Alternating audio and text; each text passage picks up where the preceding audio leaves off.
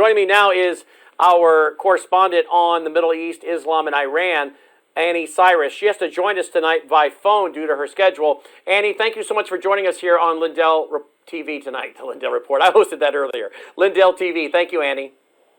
My pleasure. Thank you, Brennan. All right, let's get right to it. I've got an article over at worldviewreport.com I put up there tonight.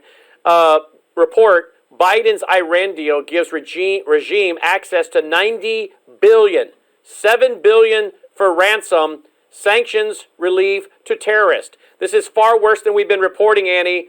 Report, Biden's Iran deal gives regime access to $90 billion, $7 billion for ransom, sanctions relief to terrorists. This, again, is a report that's just come out today. You want to comment on this?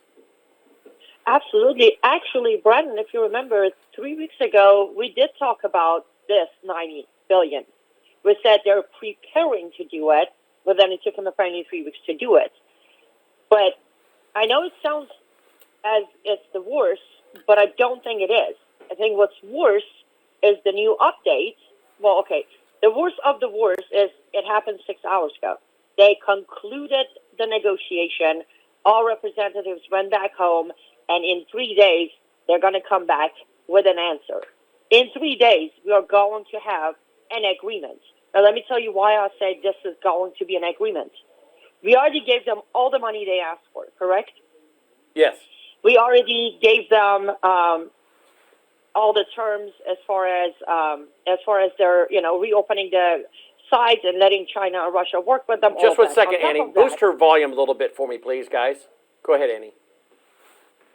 And then on top of all of that, now Biden regime has agreed to lift personal sanctions. What does that mean?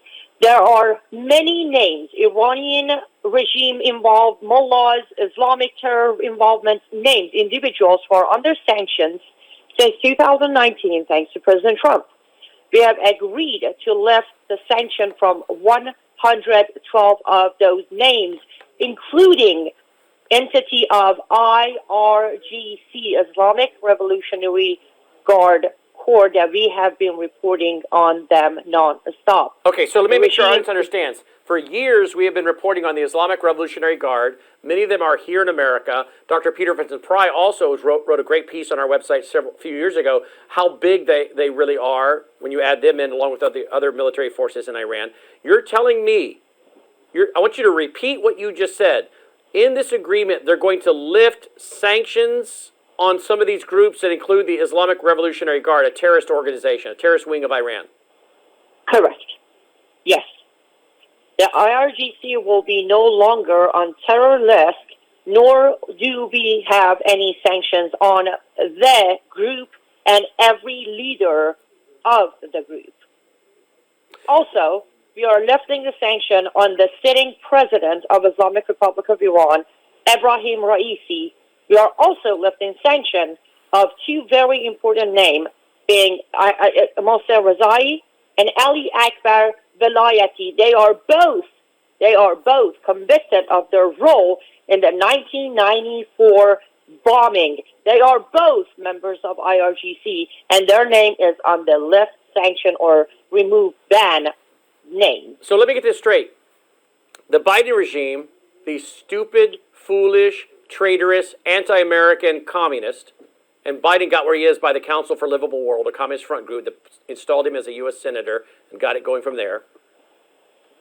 These anti-American traitors are literally funding terrorists, lifting sanctions on terrorists. Don't forget Iran. I know most Americans don't know this because they're too busy watching Dancing with the Stars and The Bachelor or The Bachelorette. Make me puke. So much white trash. Don't forget keeping up with the Kardashians. What's that?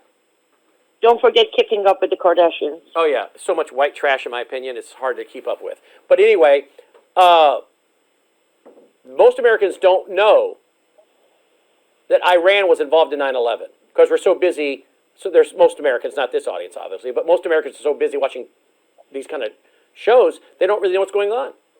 And so here's Biden. Can you imagine after 9/11 being told, oh, yeah, by the way, Iran was involved in this. Saudi Arabia is involved in this. Oh, yeah, in a few years, we're going to give them billions of dollars and release sanctions on Iran. Americans would say, what? But now that's 20 some odd years ago, so let's just not worry about that anymore. Let's be peaceful and kumbaya and sing the Barney song together. But while they declare that they're going to lift sanctions and give billions of dollars to terrorists who are literally terrorists, this same regime, the Biden regime, is labeling you, me, and Americans that speak truth and are patriotic, we're the terrorists. So they're rewarding real terrorists while they punish people they claim are terrorists who are not, who are actually law-abiding constitutionalists. Annie? Exactly. Yes, and let's not forget another thing that most Americans either don't know because they're too young, like my age, or they forgot about it, is the fact that Islamic Republic of Iran's supreme leader first action when he arrived in Iran in 1979 was to unleash his IRGC members to go and invade American embassy, take 52 Americans hostages, keep them for over 400 days, and this is what we're giving them in return. Here's another article. Rick Scott, U.S. Senator from Florida, who walked by us a couple times walked by our booth a couple times at CPAC last week. Rick Scott, Biden is making Iran, Venezuela our partners to save our economy. Go to the article. On Monday's broadcast, well, let me just play it. This is on the Squawk Box. Here's what the state senator or U.S. Senator from Florida said. Joining us now, Florida Senator Rick Scott. He serves on the Armed Services Committee. He took part in the call with the Ukrainian president. Senator, are we going to do a standalone aid package, or who's trying to tuck it into some other omnibus bill? What's the current status of that? Unfortunately, I don't know why we didn't do it last week. I mean, all right, that's going to be they 8 minutes of boringness to get to the gym. Let me just read it to you. Scott stated, well, unfortunately, Biden didn't do the right things to deter Putin. So, I mean, we can all complain about that, but right now he's got to say every day, stop taking the Russian oil.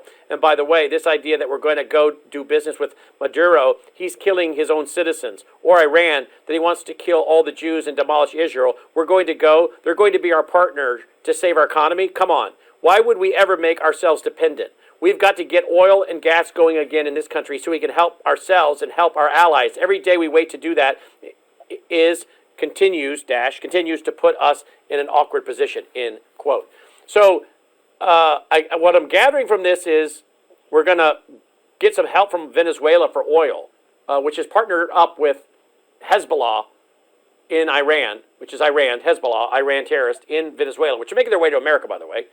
We're going to buy oil from them and instead of getting it here ourselves. And we've turned off our own pipeline here in the U.S. the day that the Biden regime was installed. So again, the headline, Annie, Biden is making Iran, Venezuela our partners to save our economy. But why? I mean, okay, of course, because he wants to destroy America.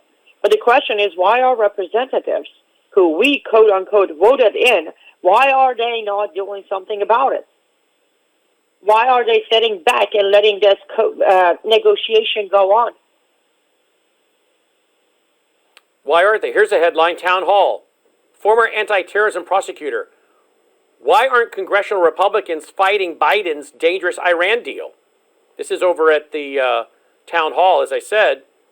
They're certainly criticizing the yet unrevealed deal, albeit late in the game, though they may not be entirely their fault. The whole process has been shrouded in secrecy by design. The Iranians, Russians, and Chinese know what's in it, and they all seem thrilled. Well, isn't that interesting? The Iranians, Russians, and Chinese all know what's in it. And we just happen to be watching what Russia is doing to Ukraine and dragging us into, thanks to Biden. And yet this whole deal, Russia and China are involved in this Iranian deal, which, by the way, they're all in military alliance with each other. And by the way, they've all practiced a military exercise together, Iran, Russia, and China. Well, here's the thing. As far as the Ukraine and Russia situation going on, my biggest question to American people is, what happened to, so we go to Iraq, no war. We go to Afghanistan, no war. Wherever we go, it's a no war. But now it comes to Ukraine. Somehow everybody wants U.S. to get involved. First of all, where did we, seriously, Brandon, you're the expert, not me, but where is the document that we have signed that American government is everybody's daddy, and if they get in trouble, we're going to go to rescue them? Yeah. Well, when did that happen? Part of the problem is in the early 90s, the Clinton administration asked Ukraine to turn back their weaponry and missiles to Russia, and we would protect them. I don't think anything was ever put into writing, from what I understand. But apparently, somehow, we're obligated to help Ukraine. But they're not part of NATO, and we're not contractually obligated. I don't care what Bill Clinton promised them or said. I don't think it's in writing. But here's what I'm going to say. Brandon, jump off that cliff. I'm going to grab you as you're falling. If you choose to jump and I don't grab you, is my fault or yours? Great analogy. Thank you. You're welcome. So we've got just about 60 seconds. What do you see coming? What do you see coming when it comes to Iran, China, and Russia in the coming months? Honestly, the deal will go through. We will end up with this disastrous Iran deal. On that note, because they already have their soldiers from Hamas, IRGC, ISIS, Al-Qaeda, you name them, the alphabet soup, they're all in America. I want to take a few seconds to say, watch out, fellow Americans. April 1st starts the month of Ramadan. Ramadan is the holiest month in the Islamic calendar because the Quran was revealed to Muhammad in month of Ramadan. Therefore, every good deed of a Muslim in Ramadan is double rewarded. The best deed a Muslim can commit is jihad. Therefore, jihad in Ramadan is double rewarded. They have more than enough. April 1st to April 30th, all those 74,000 Afghans, a bunch of them who have no clue who they are, military-age males, you would not be shocked to see terrorist attacks in America between April 1st and April 30th, correct? Absolutely. Because watch your back, keep your eyes open. Yep. LiveUpToFreedom.com, LiveUpToFreedom.com, Annie Cyrus, LiveUpToFreedom.com.